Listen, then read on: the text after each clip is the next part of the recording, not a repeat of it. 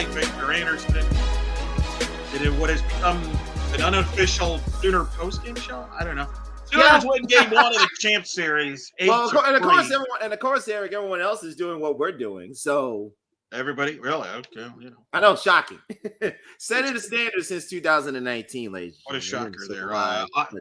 Got a good show here. Oklahoma wins 8-3 game 1 against Texas. Coming up, we're going to break down that game. We're going to be joined by Iowa State head coach Jamie Pinkerton in a few minutes to break it down. What went right for Oklahoma? What went wrong for Texas?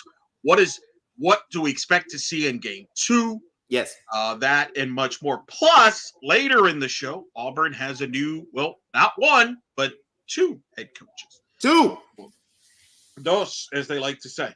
But so that's the story there. Of course, you can follow us at In the Circle on the YouTube channel, on social media. Follow D1 Softball on their social media platforms. They got a great staff there with Jenna Becerra's out there leading the way with, Paige Halstead, who knows a thing or two about winning a national title. In fact, she's the last person. She was on the last team that beat Oklahoma in the Champ Series. Yes. 2019. And they're taking great footage. In fact, there was a video they had of an interview with Tiare Jennings' mom on her birthday tonight. And, Vic, that's where we're going to begin. Tiare Jennings setting the tone for Oklahoma with the 2-run homer on her birthday. And they jumped on Tegan Cavan, Texas, and really never looked back. I thought that was a key. We had Cindy Ball Malone on the podcast. Oklahoma loves to be aggressive, get off to fast starts. Yes. They did that, and that was huge for Kelly Maxwell, who Gaddy Gasso decides to go to Maxwell, even though she had pitched over 150 pitches yesterday, and it paid off. She was magnificent, and the Sooners take game 1. Well, the 2 things, Eric, that I love what Oklahoma did is the fact that since they're the lower seeded team, they got to hit first, and they put the pressure on Texas with the Jennings 2-run home run to get the crowd immediately jacked up over at Devon Field. And I referenced this when we went live on D1 Softball last night, that the pressure was on Texas to jump on Oklahoma early. And the Sooners, it's like it's a heavyweight title fight, and the champion lays a big right hand and sends you down to the mat in the opening minutes of round number 1. Texas did respond with a Mia Scott home run to make it 2-1, but then Texas again in the 3rd inning, once again, Kenzie Hansen and Pickering with the home runs to make it 5-1. And it kind of felt that Texas never really challenged Oklahoma. They did get a couple of runs later, had a threat going in the bottom of the 6th, but in the end, it was Kelly Maxwell doing what Kelly. This is the reason why Kelly Maxwell came to Oklahoma. This is the reason why she wanted to join this Oklahoma team, to be in moments like this. And she was outstanding again tonight, particularly in the final few innings, the 2 runs notwithstanding in the 6th. But Kelly Maxwell has been phenomenal the last 2 games. And she has Oklahoma on the precipice of an unprecedented 4th straight national championship in D1 softball for Oklahoma. No doubt. And they jumped on them early, like you said. I think that Patty Gasso told Holly Rowe that in the pregame show, that she wanted to jump on them quick. Yes. And get off to a good start, and they did. And kind of play with that emotion and momentum that they had from yesterday's win. And they did. They jumped on them on Texas, and they jumped on Tegan Cavan, who had been unhittable in this World Series, but got hit, gave up 3 home runs, got pulled. It was interesting to see Texas go basically by committee the rest of the way. Had Matt Morgan pitch, Estelle Check pitch, and they had Gutierrez pitch. So basically everybody threw that's going to throw for Texas. I thought that was interesting, Victor. What'd you think of that? And Mike White kind of deciding, let's go by committee here. And really, maybe that's the approach the rest of the way, regardless of who starts the rest of this series. Well, I found it fascinating how he did it and who he went with, because people thought that Mac Morgan was going to get the start in game 1 and save Cavan for game 2. The fact that Cavan got lit up and it was hard contact, even when the balls that did not go out of the park, it made Mike White think, okay, going with one arm ain't going to work against this lineup. Maybe does Mike White kind of use that like this new school baseball mentality where you go one time through the order with one? We saw Lonnie Alameda implement this strategy when she faced Oklahoma a couple of years ago in the Champ Series, where she was using it by committee. And Mark brings up an interesting point. He was trying to keep all the pitchers fresh, especially with Gutierrez, who hadn't pitched since the Big 12 Championship Series. And please correct me in the chat room if I misspoke with that. Jack, who's pitched sparingly in this postseason, has really been Kavan and Mac Morgan, who have been getting the bulk of the innings for Texas in the postseason, particularly here in Oklahoma City. Those are the only two who've pitched for the Longhorns. And I'll be fascinated to see what Mike White's strategy is going to be in game 2. Does he start Mac Morgan? If he starts Mac Morgan, how long does he put her in? Does he go by committee, as you reference? And I think if you're Oklahoma, and Eric, you've said this before, Patty Gasso, when she has a game in hand, she likes to go to Nicole May. Is this the situation where does she still go with Nicole May? Yeah, I think so. I think so. I mean, I think she wanted to get game 1. We all know the stats. If you win game 1, what that means. Yes. You're playing with house money if you're Oklahoma. You're up a game tomorrow. By the way, here's the status your Eric's referencing. If you win game 1 of the Champ Series, 14 out of the 18 times. And that's why I think she went with Maxwell tonight. She went with Maxwell because you're like, you know what? I can't afford to take chances here. I'm going to go with my best. Now you're up a game. You could do it. I would give – and the reason I think she will go Nicole May has pitched in the championship series before. She's pitched in this scenario before. Now, I think Kirsten Deal will be available in a short leash if May gets in trouble. And I think Maxwell will be available if to close it out if they have a lead late. Yep. I think that's the recipe. Now, we did see Carly Keeney warm up late for Oklahoma, so she may be an arm that could be an arm that could be used if they're, if they need somebody in mid. I think tomorrow middle relief, but I mean they did the right thing. They weren't going to pull Maxwell out of that game. So look, give credit. I agree with you. I think Mac Morgan will start tomorrow. I thought Mac Morgan might start tonight, right? But it makes sense. You go Mac Morgan with your backs against the wall. I would be surprised if it's not Mac Morgan tomorrow. She could keep the ball down against Oklahoma. But everybody's on deck tomorrow. I mean, you're playing with your season on the line if you're Texas. I think the good news for Texas is this. You've been in this situation recently against A&M. You dropped the first game to A&M. You were down 5-1 in the 6th inning against A&M in game 2. You found a way. So it's not like this is the first time you're behind in a series. And if you're Oklahoma, this could not have worked out any better for you from that standpoint. I mean, to get this win after the emotional game yesterday and Maxwell throw another good game, I think, to me, you throw May tomorrow. You only bring Maxwell in tomorrow if you have a chance to close it out. If not, she gets the day off and she's ready to go at game 3. That's to me. If you need her. And I really do think that's why I think they started her for many of those reasons. And it worked out. I want to read some of the comments before we get to Coach Pinkerton. Yes. Rob from Canada, loyal listener and fan for a long time. Hey, gents, it called it OU would come out at swinging. So did Cindy Ball Malone. If you listen to our In the Circle podcast, she said OU likes to come out aggressive, and they did against Texas on that. Fang Knife, 4 games against Maxwell. Texas has not hit her well. Fair. That is fair. Texas has not, and I think that also played a factor. Yes. So, Mark Barnett, Mike White was just trying to keep all the pitchers fair. I think that's fair. I think that's fair too. Who was the plate on? I don't know.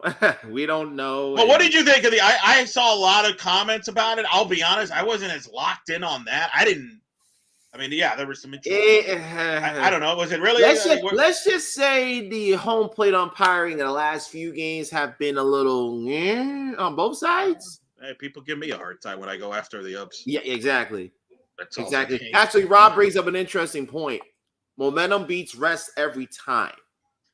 Well, especially in this sport, when it comes to a bat and the ball, I've always thought that was a little overrated. Especially we see this in the World Series a lot of times in baseball, where a team has a lengthy break versus a team that just played. Yeah, sometimes it throws you routine off. I don't know. I agree. I think we sometimes forget this is softball. People are used to playing every day. This is not. Let's not try to baseball as much, especially with Oklahoma at this time of year. You're not. That's why I disagree strongly. There are people out there that actually want the if necessary games to be on that Tuesday.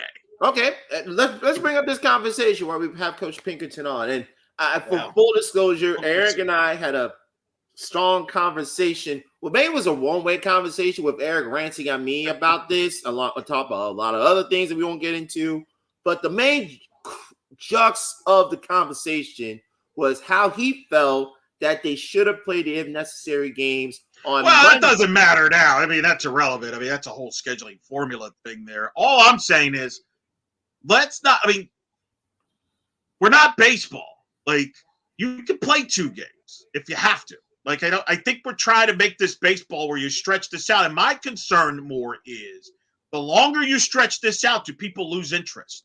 I mean, it's a long week. It's funny, college baseball in their World Series, they actually went the opposite route. They shortened the tournament, and it got them bigger numbers in TV viewership last year. We'll see what it does this year. The softball numbers this year, quite frankly, are flat right now. We'll see what game 1 does tonight, but it's flat. It's, what I mean by flat, it means some windows are up 5-10%, some other windows are down 5-10%. So it kind of cancels each other out. So yeah. I just think my concern is, do you lose interest the longer this goes? Because when I went in 18, it was quick. And softball builds itself on speed, being quick. But I understand why everybody would, hey, let's play 1 game and all that. But, I mean, Vic, we've seen this now the last handful of years. The doubleheader, they're trying to eliminate doubleheaders. But the weird thing is, in these non-conference tournaments that they play, they play doubleheaders. Right. But that has nothing to do with this game at the end of the day. And, maybe, like I said, I think OU is fine. I think they proved that. They're like, hey, that advantage that everybody said Texas had wasn't really that big of an advantage. Exactly. I do want to ask you this, though, because there was some clips circulating from the Oklahoma press conference yesterday about how Oklahoma kind of feels like they feel like they're the underdog, which is I found an interesting process. That's like when Nick Saban says, "Hey, we're the underdog here. Nobody thinks we could win against Georgia." And she laughed at that a little bit. She's tongue in cheek. OU is not an underdog. But I could understand. Let me put it. I will phrase it this way. I could understand how they feel possibly slighted, that they should have been the number 1 overall seed, the fact that they beat Texas in the Big 12 championship game. But hey, that's all in the past. Oklahoma is in a familiar position, 1 win away from trying to win an unprecedented 4th straight national championship. It has only been done once in the history of any college softball. That was from Oklahoma City in the NAIA level back in the mid-1990s. That's the only time that's happened. Oklahoma's looking to do that this year. But again, hey, 1 more win to go. We'll see how Texas comes out. All right. We have our guest? We got our guest? We are still waiting for said guest to join us, maybe Pinkerton. Okay. While we wait for Coach Pinkerton, some news broke earlier today, reported by Justin McLeod, that Auburn has their new head coach. Yes, new head coaches at Auburn. That was reported today by Justin McLeod of D1 softball. And the Malvos, who were at Tennessee, are now going to be co-head coaches at Auburn. So let's just say a lot of people, when they saw the news, were kind of caught by surprise on what happened with Chris and Katie Malvo. We'll talk about that later on with Eric. But our guest has arrived. Oh, okay, cool. All right. I was just texting him. I was distracted. That's called stalling, ladies and gentlemen. We're professionals here. All right. Joining us now to talk more about this game is the Iowa State head coach, Jamie Pinkerton, who I was frantically texting to make sure that I emailed them the correct link, which apparently I did at some point, which is good. Coach, how you doing? I'm doing well. I was on yesterday's link. That happened to me too. That's happened to me in the past as well. Doing well after a travel day, so we're settled in here in Owasso, Oklahoma. Well, that's a popular state of Oklahoma. Is a popular place to be these days. Yes. Give me your thoughts here on this game. A little anticlimactic. Oklahoma jumped on Texas right away on Tiari Jennings and never really looked back. What did you see here from this game? Well, everything that we talked about yesterday that Texas couldn't do. They couldn't let the crowd get into the game. 6 out of the 7 innings were high leverage, and they didn't play particularly well defensively or clean. I mean, it wasn't terrible, but it opened the door for Oklahoma to tack on some unearned runs. And I feel like once they got that early lead, and Maxwell, they didn't get to Maxwell in the second inning when she got a couple of batters on, and she wiggled out of it, and she was magnificent until the 6th inning. There was a tough play by Sanders. It's a tough error, took a tough hop, but then Texas got a couple of bleeding hits, had 4 hits in the end, and got semi back in the game. But then in the 7th inning, Maxwell just kind of slammed the door shut. Tim Walton mentioned in the postgame yesterday that against Maxwell, you got to get to her early, because when she doesn't, she kind of gets into this rhythm and she kind of rolls in the rest of the game. You faced her a ton from her days at Oak State and Oklahoma. Is that accurate what Tim Walton described Kelly Maxwell, that you got to get to her early? Oh, absolutely. And I think her pitches, once she got out of that second inning,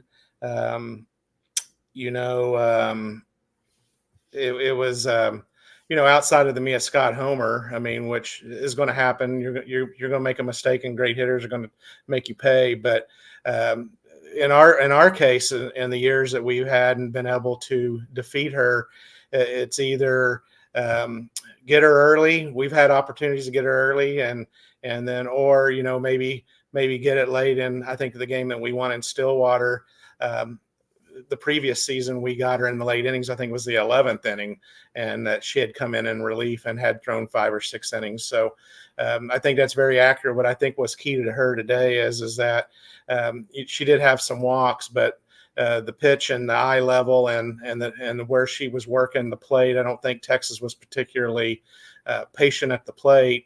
And then her changing of speeds probably was a big cause of that also. And you were not, it was interesting, you were not surprised that Patty Gasso went right back to her tonight, no, even though she had just pitched yesterday. Why were you not surprised?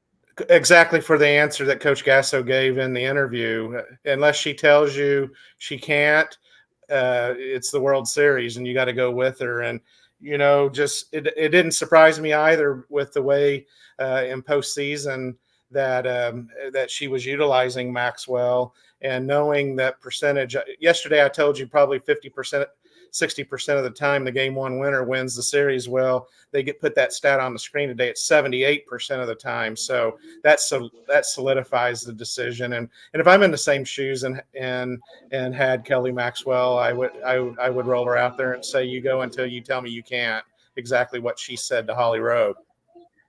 What did you see from Tegan Cavan that Oklahoma was able to jump on her and hit 3 home runs against her when really Stanford couldn't touch her in the previous 2 games? What did OU do against Cavan that was so successful there, you saw? Well, I mean, it's easy for me to say from this armchair, but I think the moment might have been big. And I think nerves or butterflies got in, and OU attacked early, and she walked Coleman to start the game, and then Jennings made her pay. And in the 2nd inning, it could have been gotten away from them quicker when she walked Hodge and Coleman to start, and then she got Jennings to pop up to end the inning. So in the first 2 innings, it could have gotten out of hand early, but it just got back that walk and then the home run by Jennings. Then all of a sudden, the predominantly Sooner crowd was into it. So I think it was just a case of I think you'll see her again in the series. I still don't think this series is over. But Texas has got to show up and look like the Texas most of the year, and I think they will. Coach White will have them ready. I still fully expect this to go three games. Mike White ended up using, obviously, Cavan to start, brought in Mac Morgan, brought in Gutierrez, brought in Czech. Is that a sign of what we're going to see here the next 2 days? Do you see him going by committee? What do you think he does here tomorrow in the circle? I would guess. I mean, this is me guessing. Looking back at and I don't know if entirely if the ESPN box score is correct at this early juncture, but Kavan only threw 66 pitches. Mac Morgan only threw 20, and then check. So I think he knew that he was 4 or 5 runs down, and he wasn't going to burn any arms. And then the playbook's still wide open. He could come back with Teven, he could come back with Morgan, or any of the other ones. But I think it's set up to do what he wants to do. I don't see him coming back with Kavan after throwing 66 pitches, which to me is not a lot, but I think that the 1 2/3 inning that Mac Morgan put in, and the limited number of mileage and pitch count that she had, I would imagine he would come back with her. But that's just me speculating. But Czech or Gutierrez didn't throw a lot of pitches tonight, so like I said, I think it's open to anything. But I would imagine you'd probably come back with Mac Morgan in game 2. Basically, keep everybody fresh. Not overuse anybody. That's the strategy. Right. And also too, get the jitters out of the rest of the staff also. So now all 4 of them, everyone except for Simpson threw, correct? Yeah. Yep. So everyone, if that's what Kavan was battling tonight, now it's now everyone's been in the game and kind of had some those butterflies knocked out a little bit. Speaking with Iowa State head coach Jamie Pinkerton here on In the Circle Live postgame show after dark. Oklahoma taking game 1 over Texas here in the Champ Series. Victor, you got a question for Coach Pink? Coach, kind of back to Eric and I were kind of talking before he brought you on how usually when Coach Patty Gasso has a game in hand, she likes to put in Nicole May and maybe use Kirsten Deal. But knowing how Kelly Maxwell told Holly Rowe, I want the ball until I don't want the ball, do we see Kelly Maxwell start again tomorrow, or do we see Nicole May get the start with the Sooners with the 1 game? Oh, man. I mean, that's a great question. I know Coach Gasso mentioned in the interview too that they don't, or it was pregame, mentioned that they don't usually pitch her back to back, and now you're going to go Sunday. What was it now? Monday, Tuesday, and then today, and then Thursday. I think she goes with Dill or May tomorrow. I mean that's my guess. I mean, I don't have any inside information, but I think you got to at least give, using a basketball term, I think you got to give her a blow and let her settle in a little bit, because she's I think in the 7th inning when I was starting to set up, Maxwell was at 105 pitches. Yeah. So I mean that's 300. That's 400 pitches in 3 days. So I feel like that you would have to go with Dill or May tomorrow. May seems to make the most sense. She's been in a Champ Series. She started a Champ Series in her career. You mentioned it. You thought Kavan maybe some nerves there with Tegan. Why not go with the veteran who they trust in Nicole May? They started her on Monday against Florida. It didn't go well. I get that, but it feels like you go with your veteran there and you have Deal ready to go if May struggles. That's just me. Do you and also, I mean, it depends on the analytics. Obviously, I haven't had time to pull up 643 charts, but Maxwell's a good matchup with lefties, and Texas has lefties in the lineup. Does Dill have a good, is her opponents against lefties, higher or lower? Like I said, I haven't looked at. We played Oklahoma back in March, so that changes over the course as the sample size gets larger. I haven't looked at it because obviously Oklahoma's in the rearview mirror for us. So, I think they'll get together as a staff, and Coach Rocha and Coach Gasso will come to a good decision. But I think there's a lot of things, knowing how big analytics are in the game, and with Oklahoma softball, and even Texas. I think you look at the analytics and then go. But I think you can underscore how important it is that May's been in this situation 3 other years. So, and Dill was with them last year. So I think it'll get down to matchups and who's the better matchup. You mentioned you were on with us on the D1 Softball Live pregame show last night to preview this Champ Series. You said got to play a clean game if you're Texas defensively against Oklahoma. They did not do that, Coach. What did you see from the Texas defense? Couple of errors contributed to a couple of the Oklahoma runs there. Yeah, they one was a hustle play. Obviously, it was a tough play on the flip to first base, but it still cost them a run, and and then the heads up base running of Hodge on Atwood thinks it's 3 out. She flips the ball up. If Check doesn't run and get it, that could be another run. But then my question is that's after you get back in the ball game at 7-3, and you still have an opportunity to load the bases and tie the game. Does she score on that bloop single by Jennings if that mental error wasn't made? I mean, we won't ever know, but it happened, and that put that once again, when that game went 8-3 in the 6th, then the tying runs down in the clubhouse. So I think it's a situation, and then then Maxwell said good morning, good afternoon, and good night in the 7th, and I think that was kind of the backbreaker. So a couple of a mental error and a couple of physical errors. Clean, and the thing is Oklahoma took advantage of that when it happened. A lot of times you can make an error and get away with it, but tip of the cap to Oklahoma. I think they scored on every miscue that Texas had. They always seem to do. They always seem to do, Coach. Right? I mean, and I always wonder, does that play in the minds of some of these players? Do they maybe force a play or rush a play that they normally don't do because of who they're playing? Type of situation. It seems like Oklahoma puts that pressure on teams, constantly try to make them play on their heels. Coach Ball Malone, we had on the podcast on the pregame to preview this chip series. He says Oklahoma wants to take away your momentum. They like to grab the momentum and keep it, and they attack you from the get-go. And it was tonight, and as a result, you're playing on your heels. Yeah. Well, and what you're talking about too, not necessarily an error, but you get out of a jam. Kavan gets out of the jam in the 2nd with the Jennings pop up, and then OU comes up in the bottom of the 3rd, and the first play the ball gets under Martinez's glove, and then Hansen hits the 2-run homer, followed by Pickering's solo shot. So that was just a crack in the door, and then Oklahoma kicked it in, and then all of a sudden it's 5-0. And the mind-boggling stat, they didn't say, that caught my eye when the game was going on. Once they went up 5-0, they put up the stat that Oklahoma was 199-0 with a 4+ run. Is that in these seniors? Seniors. Okay. That these seniors, I didn't hear the caption on that.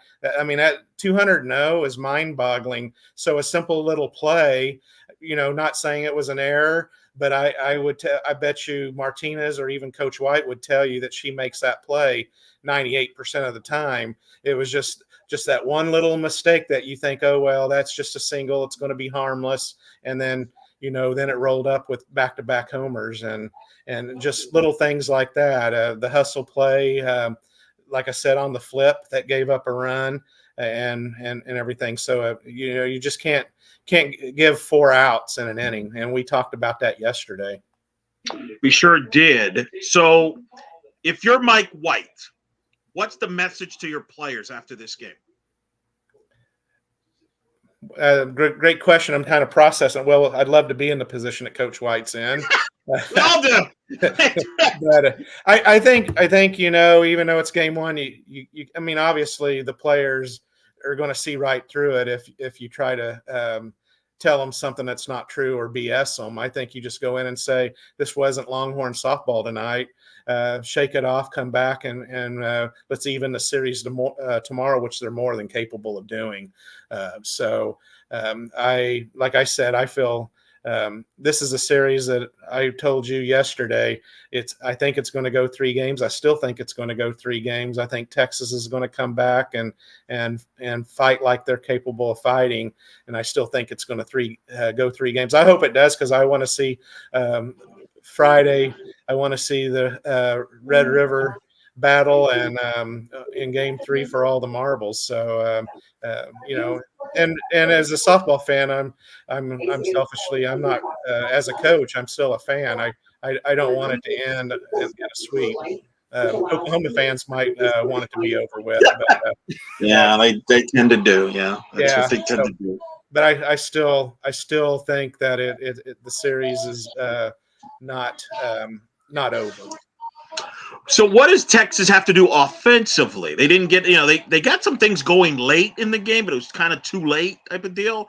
What do you expect to see them get some offense early and they jump ahead of Oklahoma?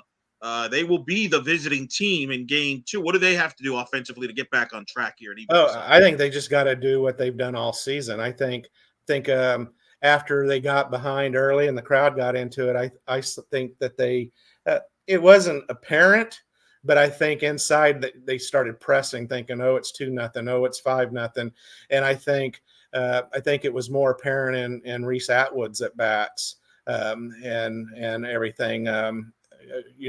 Someone with that caliber of 90 RBIs, just stay within yourself, and I'm sure that's what he's telling, or Coach Singleton's telling, just stay within yourself, go out and do what you've been doing all year, maybe game 1 jitters got to them a little bit, but I know that they're prepared, and I feel like they just got to have more quality at bats and be a little bit more patient at the plate. I feel like they not necessarily had bad at bats, but I don't think if you asked any of them up and down the lineup, was their approach the same as it been for the majority of the season? And it's kind of tough when you have a whole team like that. I mean, they only had 1 hit until the 6th inning. So, part of that's Kelly Maxwell, part of that's probably nerves, and part of that's not being, they were passive aggressive on some situations. They when they did have hitters counts, they didn't get good results. The comebacker with runners at first and second by Atwood comes to mind. I don't think if you asked her, she probably didn't go after the pitch that she can dominate. And not picking on Atwood, but I think up and down the lineup, I think if you asked them, that they probably would answer that they were probably too not patient enough. Well, and that's so interesting because that's what Florida did against Oklahoma's pitching and Maxwell. They were so patient. It took every pitch, got on runners on base. You're right. Texas didn't do that. Texas is normally very good on that, getting on base, but they really didn't do that. And you're right. Sometimes when you fall behind so quickly like they did. Well, and also too, I think Coach White was right on. I mean, it's hard to tell the speeds on when you're watching on TV if you're there watching it. I think maybe they weren't as patient, but also too Maxwell throwing at 2, 3, 4 different speeds depending on up is kind of a mid range, and then her changeup obviously is down. She tunnels it well, and then she has 2 to 3, 4 different speeds depending on the pitch. And I think once you get a lead, and then I don't think Maxwell nibbled as much tonight. I know she had 3 or 4 walks, but I don't think she nibbled as much as she did against Florida. And I think a lot of that is okay, I got a lead, I'm going after it. If I give up one, kind of like what happened with Mia Scott, that she had a lead that she was just going to go back to it. And I don't think she worked the fringes as much as she did against Florida. Speaking with Iowa State head coach Jamie Pinkerton here on the Circle Live postgame. We're breaking down Oklahoma's game 1 win over Texas. Victor with the question. Coach, in terms of Texas, how important is it understanding that they were pressing, being behind in game 1 for them as the visitors tomorrow to jump on Oklahoma early and get themselves the momentum like Oklahoma did versus Texas and Teagan-Gavon in game 1 tonight?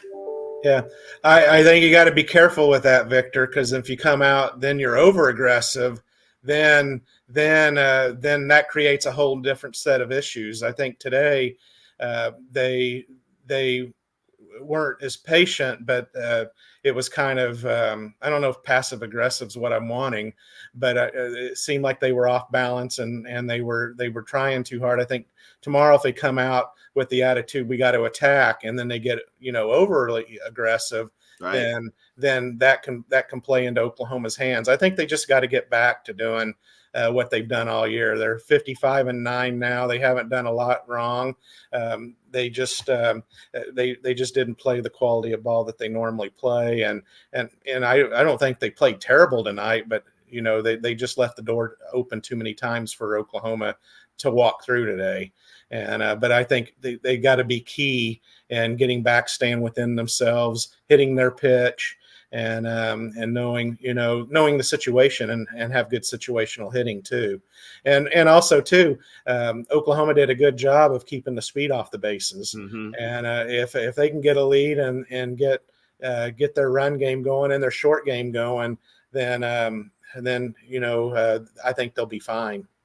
I think with Texas, we kind of talked about it yesterday, how they have to play their brand of softball. They have to play their own brand of softball, not worry about playing Oklahoma, playing against the crowd. And it felt to me with those miscues that they were pressing a little bit too much to kind of prove that they belonged on that stage. Coach, did it feel that way to you watching the game early on?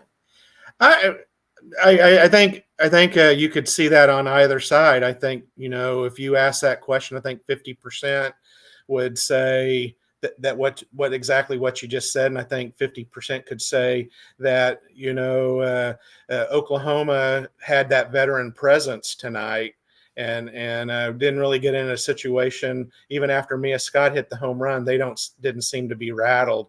Right. I thought, maybe deep inside, Texas might have been rattled a little bit. I mean, obviously I'm not in their shoes, but I think that they were playing after the first inning. They were playing from their heels, as like Oklahoma landed that first blow. And what I said yesterday, they got the fans into it. And I think if Texas would have started like Oklahoma did, I think it's a totally different ball game, because if you get out to a 3-4-5-0, even though Oklahoma's capable of coming back, I think you take the crowd out of it for a little while, and you get to take a breath and get into the flow of the game. And I think Oklahoma, within two batters, landed that first punch, and from that point on, I think Texas was on their heels. The fact that Texas was in this situation against A&M, dropped the first game, down 1-0 in that deal. Do you bring that up if you might? Is that a confidence booster for Texas? They've had their backs against the wall here before, where they're down 1-0. They have a must-win game 2 scenario. They just went through this a couple of weeks ago. Yeah, can you repeat that? You broke up. Yeah, just that Texas went through this scenario against A&M. They dropped the first game, had to come back, play game 2 with the season on the line. Does that help that they've gone through this? Yes, but the thing is, they don't have to. Have that feeling that they haven't been in that situation. Like I said, I feel like it's going to be a great series, and I still think Texas will bounce back tomorrow. And I'm not predicting, but I kind of am. But I just think that I think Texas will have an answer. They're a great team. You would expect them to definitely respond, and the last thing you want to do is simplify things. Sometimes teams well, maybe should you tweak some things in the lineups? You're here for a reason, right? The last thing you want to do is overreact to one game. Right. Is that fair? You said it right before I was going to answer. I don't think you want to over adjust. I think the recipe's been good. You might spice it up a little bit, but I don't think you make any wholesale changes. I mean, I know I wouldn't, but I think you just go out and continue to do what you just got to do what both teams have done that has gotten them to this point, and not make a lot of changes. Just go out and play solid softball. What do you think the message Patty Gasso will give her team about game 2? Do what championship mindset. I mean, you hear it all the time, and anything that they put on social media and everything. Just go out there with that confidence, knowing what you're capable of doing, staying within yourself, and using your teammates to pick you up. And, just like in these games you've seen with Oklahoma, and you've seen it over the course of the season with Texas too, there's always someone that rises to the top and comes through. Yesterday it was Coleman. Today it was, Jennings and several others. But I mean, it seems like, it's Brito, it's Hansen that had a homer today. Yesterday, it was Hodge that kind of sparked things with a couple of hits. I think that they just continue to, game plan and and try to execute that game plan. And whichever team executes the game plan the best tomorrow is going to win, whether it's Oklahoma clinching it or Texas extending it to game 3. But I think the word is each of you got a job. Just go out there, be calm, cool, collected, and deliver and execute, and you will deliver. That's head coach Jamie Pinkerton, Iowa State head coach, obviously breaking down this OU Texas Championship Series for us. He'll be back here tomorrow night.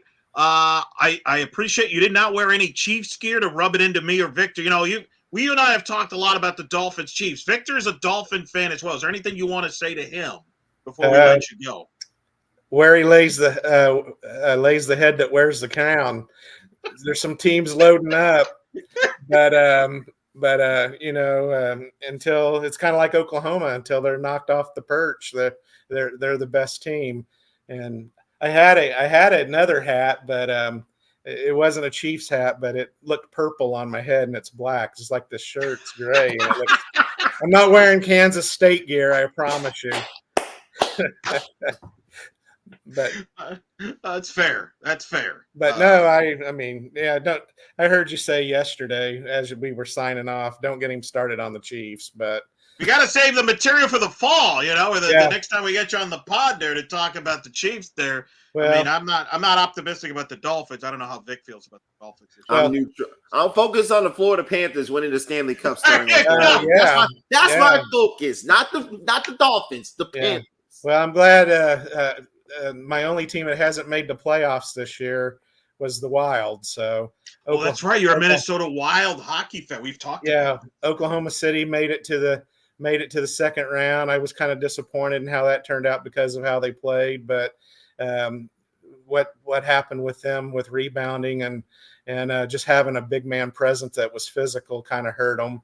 And then I should have stayed on the podcast. I should have figured out a way to bust in with you guys and stay, because the Royals were up 5-0 when I got off. But when I got off, Cleveland scored 8 unanswered. Oh, won 8-5. So should have stayed on the podcast with you. Well, that show we didn't have control over when we were going to wrap up. We did not have control about how long you got to be on the show. Yeah, this one we do a little bit, but I did not. The Royals have been a surprise this year. They've been playing some good baseball. Yeah, no. So it's are we gonna? I haven't watched the weather. Is the weather supposed to be good here? I just rolled into town. I'm at my mom's. Everybody tells me it's fine, but as you've told me, it's Oklahoma. Anything could change in a moment. But it's supposedly we should be good the rest of the week. Yeah. Well, I heard something about possibly this weekend, which kind of hurts the recruiting plans down here. Yeah. So. I think Vic's appreciative that you're not talking, as you rightfully so. I mean, after the smacking of the Dolphins in the wild card game on although you never got to see it because you did not order Peacock. Yeah, no, I was too cheap. And then I was recruiting on the game in Germany, so I didn't see that one either. I was down in College Station at a big tournament, so I didn't get to see that one either. So maybe the next time they play the Dolphins, I just won't watch and they'll go 3-0. I think me and Victor should consider doing the same thing. Yes. Come on, maybe that's the deal. That's the deal we have to do there. All right, well, we're going to let you go. We'll get you back here tomorrow night for game 2. We'll see either Oklahoma will have clinched it or Texas will force a game 3. We'll analyze it here. But you've been fantastic breaking this game 1 down with us, which I knew you would. That's why I kind of invited you to come on, because I always enjoy talking softball with you and talking strategy and this great sport. You've been fantastic tonight. We look forward to talking to you again tomorrow night. Thanks for having me, and once again, always thanks for what you and Victor and everybody that's putting all this together. It's great attention for these women, and they deserve it. If I can carry that flag for them and help the sport continue to grow, I'll do anything to help the sport. So I appreciate you guys. We appreciate you too, Coach. We'll Thank talk to you tomorrow. All right, sounds good. Appreciate you. All right, that is Iowa State head coach Jamie Pinkerton joining us there and in the circle here live show. Yeah. Look at that, Vic. Didn't want to go there with you. Didn't want to go with you. Well, when you're a fan of the 2-time defending Super Bowl champions, you really don't have to say much. No, they really don't. They really don't. And while we were waxing poetic with Coach Pinkerton, we see some infighting going on in the chat room about what's going on here. What do we got? What do we got to do? I mean, I really don't. I don't know how this started. Okay, so give us a breakdown, Victor, here. Yeah, so essentially, David Franklin started it saying, let them enjoy it this year because next year there'll be 12 to 14 teams in the SEC just waiting on them. No more just 2 Big 12 teams. Oh, I wouldn't do that. I wouldn't go. And then Kalen replied back, where are the SEC teams watching for right now, David? And of course, it all deteriorated from there. So, yes. So they're basically getting warmed up for next year. Yeah, they're getting warmed up for July 1st. So all I can tell you, this is an all Big 12 champ series, and both of these teams I think will do very well in the SEC. I'll leave it as that. Yes. In fact, the SEC has not played for a national title since 2017. Florida played for Auburn. Nearly it was yesterday. Yeah. And Florida and Oklahoma, the 17-inning classic. 17-inning game. Yeah. If only they bring that game up. Oh, that's right. They brought it up. They brought it up several times on. Yeah, because they show Shane Knighton every time. She's right there, and they keep showing her. She hit the home run. Anyway. Duh. By the way, I do want to bring up this stat for those who are joining us late today to our In the Circle After Dark post game. If you win game 1 of the champ series, that generally means you're going to win the title. But here's the interesting thing, Eric. 12 of those 14 teams who won game 1 and won the championship won it in 2 games. Only Florida in 2015 and Oklahoma in 2016 had to go to a third and decisive game. So there is the odds are stacked against Texas tomorrow. Well, that's why Patty Gasso told Holly Rowe that this was a big game. Yes. And I think it's why she went with Maxwell. You got to win this first game. Coach Pinkerton talked about it, and it paid off. It's tough to win 2 in a row at this stage. It has happened, but it is very difficult. It's difficult. I'll put it to you this way. There have been 4 instances where a team has won game 1 and has not won the national championship. Yeah. UCLA, the inaugural season in 2005, when they lost to Michigan, Samantha Finley's home run. Tennessee, 2007, when they lost to Arizona. Oklahoma, 2012, when they lost to Alabama. And Florida State in 2021. They stunned the Sooners in game 1, but Oklahoma won the final 2 games. The third game I had to watch because I was in the freaking air at the time, and won the first of their possibly 4 straight national championships. Yeah, Alabama beat Oklahoma in 2012. That was they made a documentary out of that. Yes, they did. And according to some Bama fans, that ain't good enough for them over there, which I will address. Let them deal with that. Where are you, Victor, with this series? Do you think it's over? Do you think Texas? I mean, where are you in this mindset here going into game 2? I think Oklahoma takes it home tomorrow night. Oh. Oklahoma is in this position so many times. If Texas jumps on OU early, then I think the Longhorns have a shot. But if Oklahoma holds Texas scoreless and they put up another 3 runs or 4 runs in that first inning, you might as well get the T-shirts ready for an unprecedented 4th straight national championship for OU. Because again, all the pressure again, it was on Oklahoma going into game 1. Well, actually, it was on Texas going into the game 1. Excuse me. Now it's really going to be on Texas because they're playing with their season on the line. But again, they've been in this situation before. Lost game 1. You mentioned the Super Regional in Austin. Heck, they lost the first game of the series versus Oklahoma in Austin and came back and won the next 2 games of the series. So Texas has done it before. Can they do it again with their backs against the wall? All right, let's get some comments here, Vic and Eric. Before we leave the conference for the SEC, be sure and tell the Big 12 commissioner to get a representative in the playoff selection committee. Which playoff are we talking about? Yeah, which Can you playoff? be more Scott? specific? If it's softball related, we may be able to pull some strings about that. If it's football, then yeah. We can't help you. Can't help you on that one. We don't cover football on this show, so we don't. I really don't care about that one. Let's see. Glenn Warshaw, SEC will have a heck of a conference with the addition of OU. That's correct. Hey, by the way, can we not reward the SEC with all 15 teams into the tournament? We don't want to. We need to stop rewarding mediocrity, please. Just saying.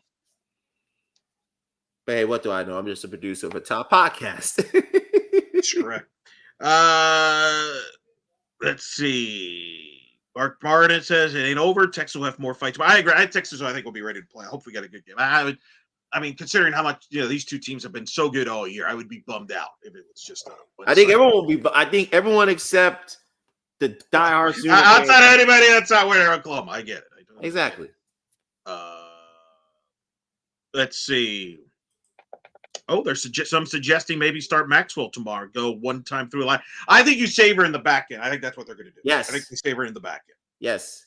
You go in because that way, and the reason you do that is you start Nicole May. I do. I think May's going to get the start. Yes. And if you have the lead, you bring in Maxwell to close it out. And if you're behind, you give her the rest and ready for game 3. That's why. If you get there, you may not need her. So we'll see what happens.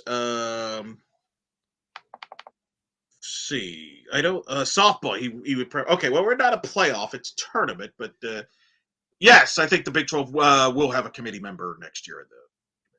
That's what I've been told. So it's one of those weird things with the committees. Like they rotate that stuff. So every year there seems to always be a conference that's not represented, and it just happens. It's weird because the committee. It's not my rules. Yeah, it's not my rules. Yeah, the committee this year had let's just say some of their if you hear our podcast the Monday after the selection show and what we heard from the committee chairman, it was some interesting thoughts. We would just leave it at that. Let's see. BYU and Texas Tech should have been in. I definitely thought Texas Tech should have been in. And I think you could have made a case for BYU as well. I understood why BYU didn't get in. Because the non-conference a week of non-conference schedule. Texas Tech, I thought, got a job. I would have put them in over FAU. I would have obviously did. That's the one I got wrong. And I would have put them in over Indiana. Yep. But it is what it is.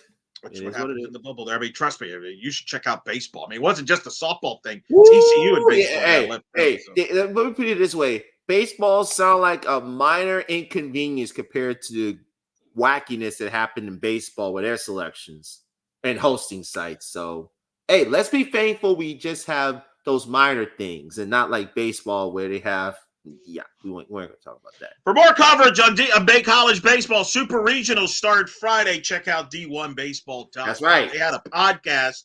Kendall Rogers, Aaron Fitton Company broke down the regionals, get you set for the Super Regionals. So go to them. They know what we don't know what we're talking about when it comes to baseball. Fang agreeing with Eric and myself. History says Patty will rest Maxwell tomorrow. Yeah. I would be. Yeah, I think it's deal. It's got to be May, Vic. You've been the we've talked about Nicole May a lot on this show over the years. She's the senior. She's been through this before. Yes. You don't think she's going to want the ball? One more, could be her last appearance to maybe it kind of would be the storybook ending for the senior class. That Nicole May, if they win their 4th in a row, she wins the game for them, wouldn't it? Yeah, it would be fitting. It would be. I would be, like I said, anything could happen, but I think May gets the ball. I really do. I think it's May and Morgan tomorrow. So you got Nicole May and Mac Morgan getting the start tomorrow. Yep, I agree. All right. Keep sending comments and questions here. Now let's get to what Vic was alluding to earlier. The other story today in softball, Auburn announced on Wednesday morning that Chris Malvo will be the co-head coach at Auburn. Yes, I said co-head coach. Why did I say co-head coach, Vic? Because Katie Malvo will be the other co-head coach. His wife. Auburn. Both were on the Tennessee staff. Chris Malvo ran the offense. Kate was on the staff for Tennessee. They both come in to be the co-head coaches at Auburn. So Auburn decides to go with an assistants from the league, co-head coaches, kind of like what the weeklies used to be at Tennessee with Ralph and Aaron. Yes. My reaction to it, I heard a lot of things. I think they shot for some big names. There was reports that came out. And I think I even said this on this podcast Sunday night that Kenny Gajewski, they tried to get. Kenny Gajewski said no. And Vic kind of explained why. and only the way that Vic can explain it, which is, what was it? You want to repeat what you said? Well, go ahead and watch the show on Sunday to understand what I said. Fair. So they went after some big guns, and they couldn't get them, and they went for the assistant route. And I think Chris Malvo obviously done a good job at Tennessee the last 2 years there with their offense. Yes. Chris Malvo has been a guy who's obviously been looking to be a head coach, and he gets to get this head coaching job at Auburn with his wife. Why the co-head coaches? I don't know. But I think that was, I guess, what I get a sense of that was always going to be a package deal. Yes. For obvious reasons. Yes. On that. So, I think Auburn tried. I think Cohen tried for some big names, and once that didn't, they went to Plan B, and I think this was Plan B, Vic. Yep. And so now you have Auburn filled with the Malvos. You have Ohio State filled with Kareem Kumar. Notre Dame still looking for a head coach with the retiring of Coach Gump. We might get something on Notre Dame by the end of this week. Okay. It's close, and there's a big name in there that would surprise a lot of people. For Notre Dame. If she gets it, if she decides to take it. We'll see. I'm a little skeptical on that, so I don't want to say anything because I'm a little I kind of need to see this happen. It's one of those I need to see it to believe it kind of. Yeah, I do. Otherwise, I think Notre Dame will promote from within. That's my prediction. But we'll see. Fair enough. But Notre Dame is obviously the big one. And listen, there's the rippling effect now is Tennessee now is looking for a hitting coach. Yes. And I think that will start, and that's going to be an interesting domino in what Karen Weekly decides to do with her staff. And remember, she's got to replace 2 assistants. Mm-hmm. So that's what's unique about this. And so, of course, Chris Malvo was at Missouri before that. I would assume Auburn probably liked the fact that you get a coach that's already coaching in the SEC. Don't you? I think. Yes. I agree. And then also, who do they bring on for their staff? Because we know they're going to because they're going to handle the hitting. Who do they bring in to be their pitching coach? Does Emily Carasoni, does she stay to be a part of their new staff? There's a lot of things that are going to go into play, and how those moves are made impacts in a rippling effect of other moves as well. Kaylin Dean, weren't Karen? I do agree with you, Karen. Weren't Karen and Ralph co-heads because it's against the university or state code that spouses can't be subordinates of each other?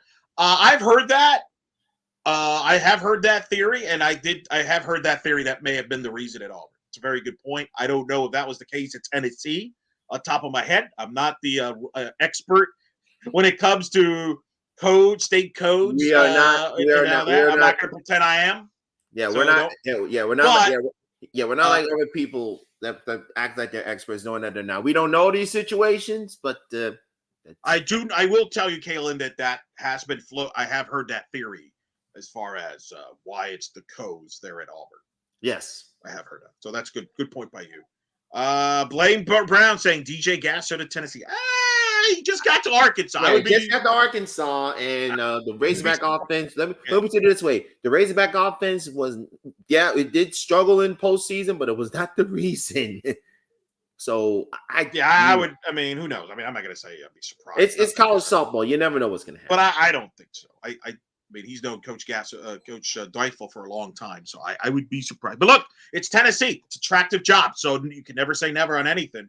Mm-hmm. I think. I mean, remember how Tennessee got Chris Malvo. Chris Malvo was the hitting coach at Missouri, and came when Ralph Weekly retired. So, to your point on that is, yes, that's an attractive job. It is, and they could get anybody.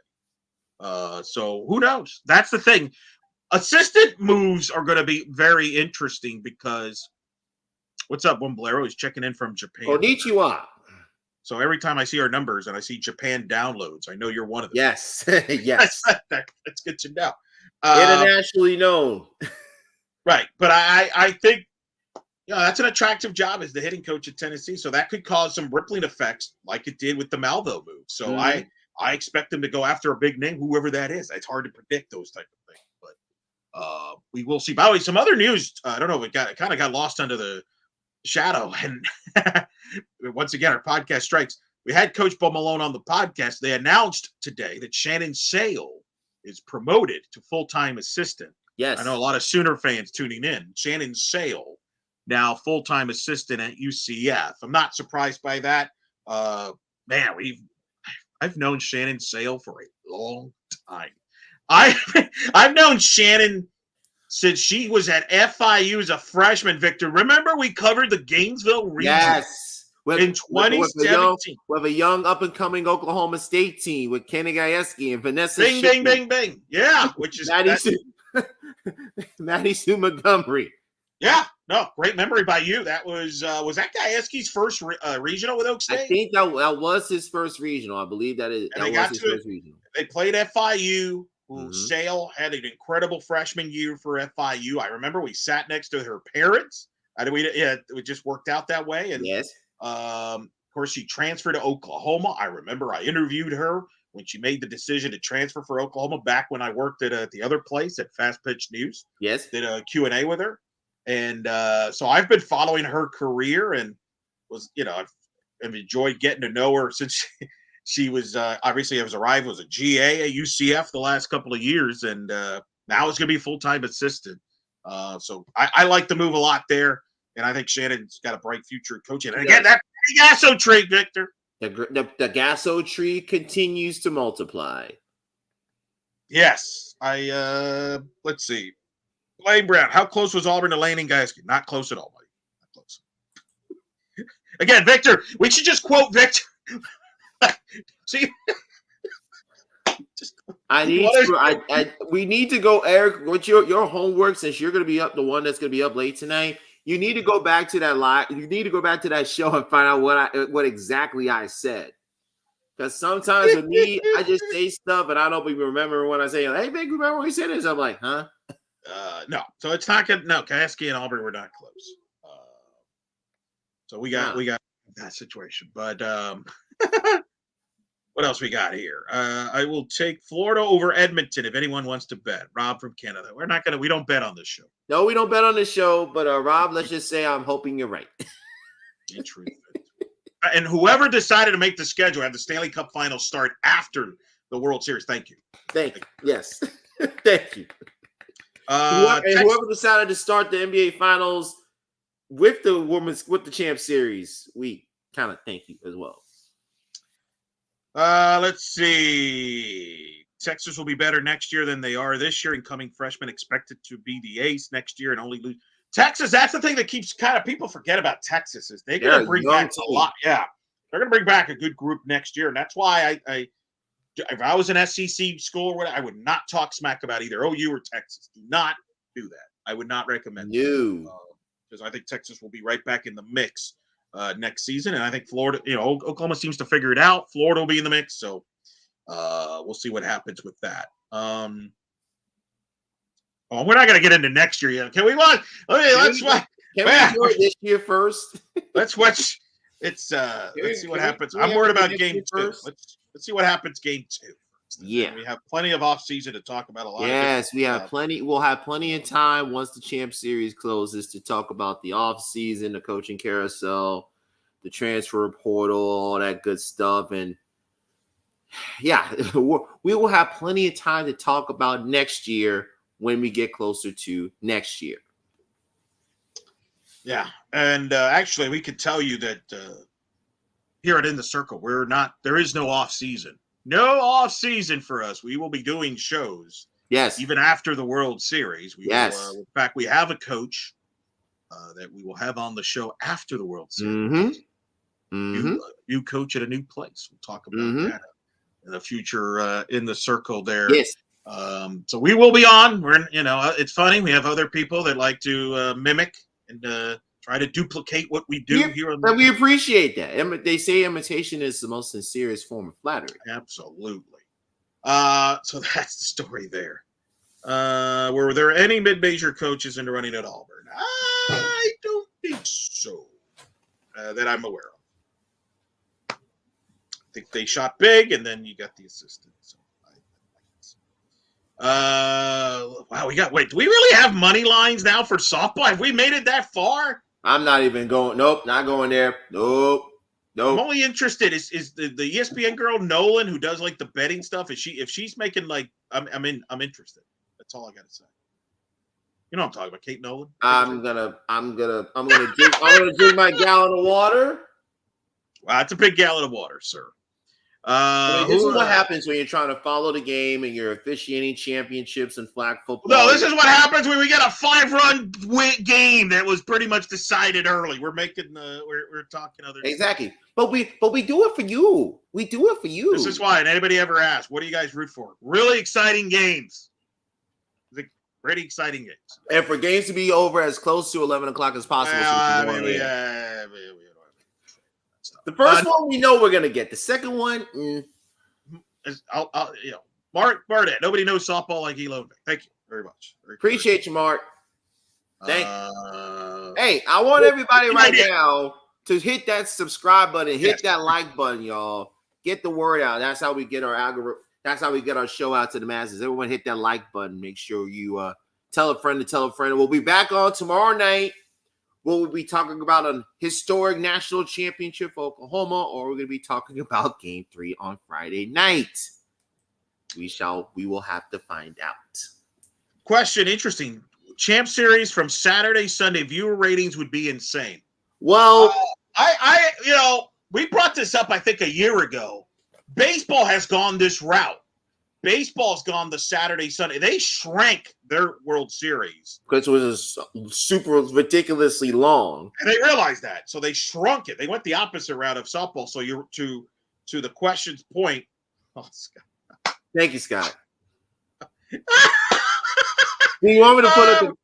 Go put it on. I mean, just go. I mean, I can't even. You know what I'm gonna do? You know what I should do? How is it? That thing will never leave you. How? We've done hundreds of shows, hundreds of live shows. You're not even in Oklahoma City, and this follows you. But Eric, you have to understand there are certain moments when on a television show, on a radio show, that leaves an indelible image on the consciousness of the viewer. People remember that final scene in the final episode of MASH. People remember the episode of Who Shot J.R. Ewing on Dallas. People who watched In the Circle live at the dark will remember that infamous night. It was me, you, and I believe it was Christy Fox from UNLV who was our guest. And a fire alarm went off in my hotel that I was staying at. Yes, it made for great television. It made for great streaming. Is this the number one moment of the history of this live show? Oh, we've had amazing coaching guests. We just had Coach Pinkerton on. You mentioned we've had Coach Fox. We've had like great guests throughout the year. Morgan's been on the show. Elisa Goller, Laura Trout, just to name several. And yet, people will fire alarm moment. People will always remember that famous night with the fire alarm at the hotel in Oklahoma City. So that hasn't happened with Becerra since she's been on doing the live. It's not happening. If she joins us tomorrow night and then a fire alarm goes off at her hotel, and I'm just gonna literally walk. I'm just gonna walk off the screen at that point because I'm gonna be like. Look at this, Kayla. I remember where I was when the fire alarm went off. We'll never forget. Are we kidding me? It's like a moment. Everybody remembers where they were listening and watching the. It was a cinema. You may have to pull that clip back. You may have to grab that clip back. Yeah, we're gonna have to. We're gonna have to find that clip because that was a surreal moment when it happened live. Fire alarm thing. Mark Burnett. Oh, set out the fire alarm because he thought it might help change the venue. Wow. Not touching that. Thanks. Not touching that subject. Hey, Mark, I assure you, when the fire alarm went off, I did not flip off the bird to the person who pulled said fire alarm. I assure you, I did not do that. No. Okay. So I'll get back to the point I was talking about before.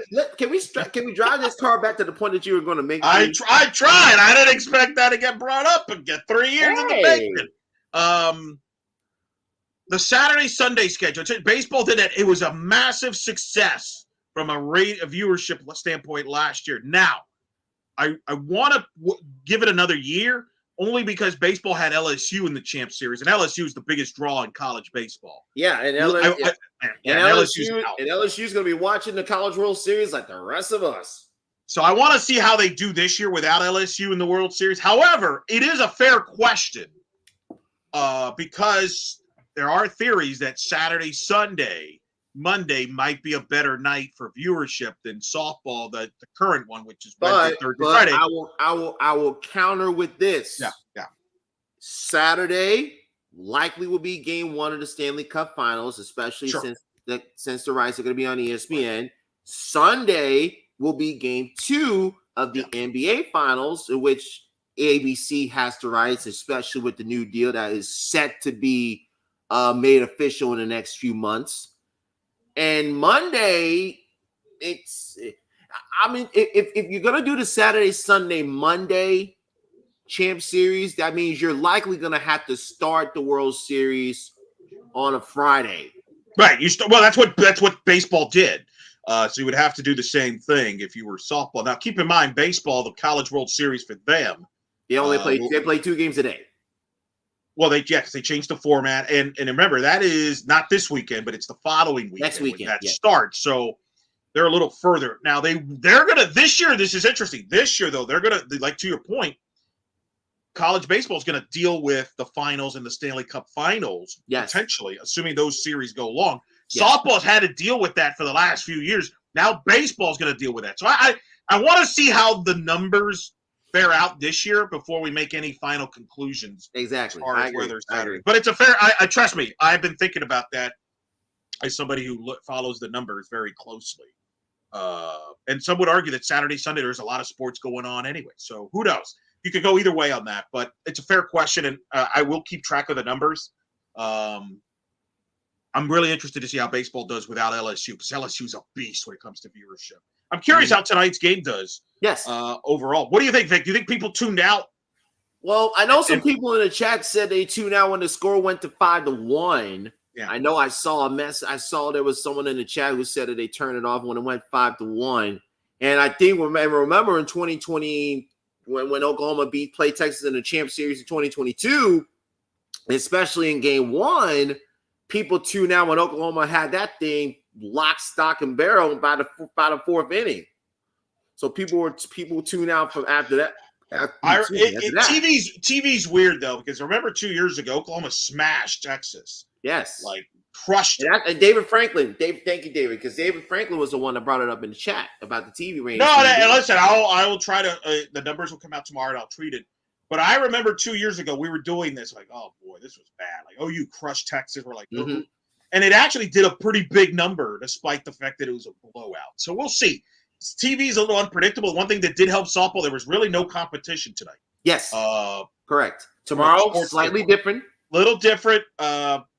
It would be in their best interest to have a competitive, interesting game 2 tomorrow. What would help them if Texas wins and forces a game 3, the rate Friday night, primetime, ESPN, Red River for the championship, that will be one of the biggest numbers. But Texas has to do that part first. Right, which we don't know if they will.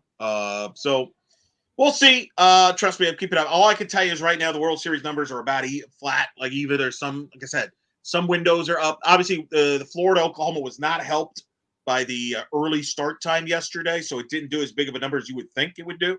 Right. Although it did pretty well for that slot.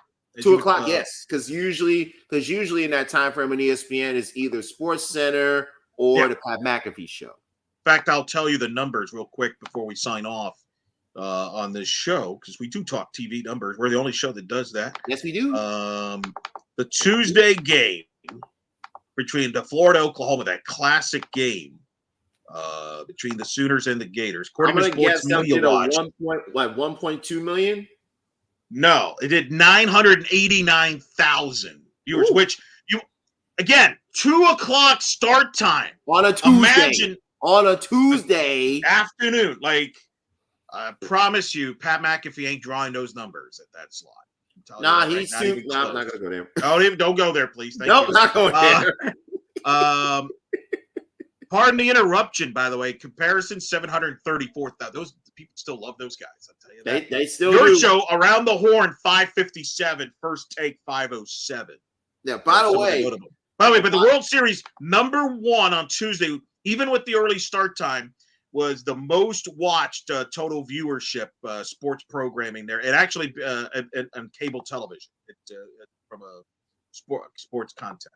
Yeah, and here's the thing. ESPN Public Relations put out a tweet on Tuesday night prior to the Champ Series about the most watched games in the World Series. UCLA Oklahoma, the Saturday game at ABC, 1.3 million. UCLA Stanford, 1.2 million. That was the Sunday night game, the final game of the pack. Alabama, Florida, 1.2 million. Stanford, Texas, 1.1 million.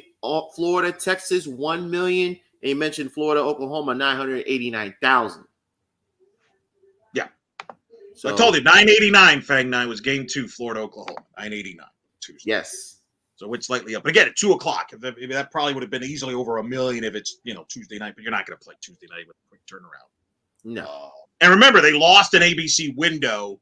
Yes, they lost the Sunday at ABC window because of the weather. But it's interesting that UCLA Stanford though outviewed Florida Alabama. Mm-hmm. I'm surprised. Here's the thing. Yeah, I'm surprised that Florida and Alabama did as well, given that they were supposed to be on ABC and got moved to ESPN2, and I got moved to ESPN2 because of the weather delay. So it kind of makes you want. But early Sunday's not a bad slot to have it. Didn't you? I remember you told me wasn't like Sunday Night Baseball and like a weather delay. Sunday Night Baseball, it was Phillies versus Cardinals, and it was on a weather delay. Yeah, and the game got bumped to ESPN. I believe that was the weekend of the Super Regionals. Phillies and Cardinals were in a weather delay. Yeah. So we'll see what the World Series number does for Texas and Oklahoma. I'm very curious. I really am curious. Like I said, we'll see. I hope it does a good number. I said if this series could be as good as it was, let's say the regular season series, I think it could draw a big number. Remember, Texas and OU drew the most watched Big 12 title game of all time when they played there a few weeks ago when I was there. So we'll see if they could duplicate that. But you're right, UCLA. What as of now, the 2 most watched games involved UCLA, which that's significant. UCLA is a draw in softball. Hey, I'm talking to you, Big Ten. Are you listening? Probably not. You might want to put them on some of those Big Ten channels. Big Ten Plus. No, don't put them, please. We'll see. So we'll see what the numbers does for the Champ Series going up there. So those are some of the TV numbers going there. Man, pack. I can't believe it. We're gonna no more packs on it. That's not good. I'm despondent. We've had Kenzie Fowler on for like 7 years to break down the Pac-12. What am I now? I'm just gonna be like, all right, you're just. She's on new Big 12 correspondent. It's true. Big 12 correspondent. Well, I gotta run that by her. Let's see if she's down for that. I don't know. I don't know if she's down for that. I don't know. I mean, I don't know if that. Just saying. We'll see. But we'll see. Baseball, Pac-12 is still alive with Oregon State. Of course, in Oregon State, I don't even know are they in the West Coast for baseball? They are in the West Coast. I believe there were some rumors that like the Big 12 was interested in them for baseball. I don't know. It's folks. Eric and I, Not looking forward to this. Eric and I joked about this a couple episodes ago, and I think we might be serious about this. We may do an episode. We may go live on July 1st with like a spreadsheet, with like a chart and maps and saying, here's the new look Big 10. Here's the new look Big 12. Here's the new look ACC. So we may do that to kind of educate everyone about where your school will be playing in 2024-25. And yes, thank you. It's fluid. It's fluid. By the way, LSU, I kept bringing up earlier about LSU being a big draw in baseball. LSU's North Carolina game on ESPN2 on Monday was the most watched regional final game of regional baseball, college baseball broadcast of all time. 964,000 viewers. And they still were below Florida. And they were still below Florida and Oklahoma on the Tuesday. Barely, though. I'm not going to joke about it. That's a really amazing number for a regional game. But hey, LSU's gone, so you don't have that. No. All right. That's what I thought. They declined. Michelle, coming in there. They knew it. Oregon State declined to join the West Coast Conference. Are they going independent in baseball? What are they doing? Oh, they were going to play independent. Wow. Oh, I remember that because they're a big. Oh man, what a wild man! We are headed for a wacky 24. What a time to be alive, folks. I'll let D1 baseball deal with that. Yes. Have fun with that one, Aaron and Kyle. Yeah, indeed. All right, we're gonna wrap it up here on the show. Thanks to Coach Pinkerton for joining us here on the program. He'll be back with us tomorrow night. We'll see what happens tomorrow night. Does Oklahoma make history and go 4-peat? Does Texas force a game 3 victory? That's going to be the storyline now for the next 24 hours tomorrow night. Yep, we're going to be looking forward to watching this game, and we're going to recap all the happenings on In the Circle Live at the dark tomorrow night, 11 p.m.-ish. We'll keep you updated on social media about yeah. Hey, today we're scheduled. Should we stay on schedule? Exactly. I mean, hey, we stayed on schedule tonight. Not guaranteed that we'll be doing that later on.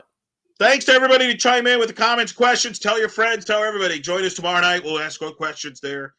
It should be a fun deal. Check out D1softball.com and all the coverage from Oklahoma City. They're getting a who's who of guests over there. You ain't kidding.